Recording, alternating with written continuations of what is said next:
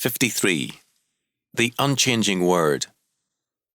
Recently, I read an interesting account of life in a New England country church well over a century ago in The Old White Meeting House, or Reminiscence of a Country Congregation, written in 1846. Much of what is described would be familiar to most of us, but the changes are also apparent here and there. Not many, but a few. The author objected to the new custom of church choirs. He preferred the old-fashioned congregational singing under a precentor. His list of old favourite hymn tunes was very interesting. Old Hundredth is still a favourite, as is St. Thomas, Come We That Love the Lord, Dundee, Silver Street and Wells are still in some hymnals, but they are no longer the old favourites, and Tamworth and Uhere I could not locate.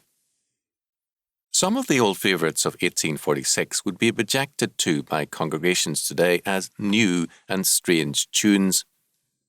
In spite of this, the differences between the Old White Meeting House of 1846 and a true church of today are very small. Members of yesterday and today would be at home with one another after a very brief time. The one basic and unchanging fact in the Old White Meeting House of 1846 and any true church of today is the Bible. Take this away, deny its absolute claims, and you have not a church, but only a counterfeit. But with that unchanging faith, the church of 1846 is as fresh and timeless as the church of today.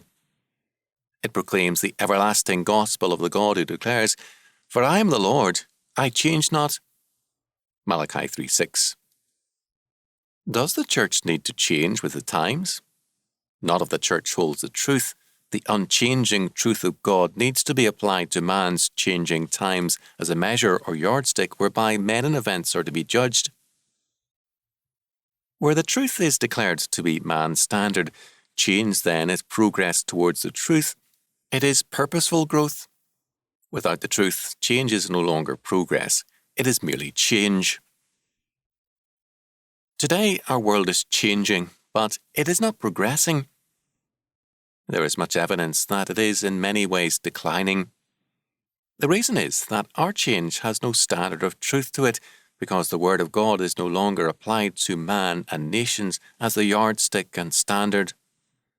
The, quote, Old White Meeting House proclaimed the word of truth, the Word of God in its day. Our need today is for churches which will do the same.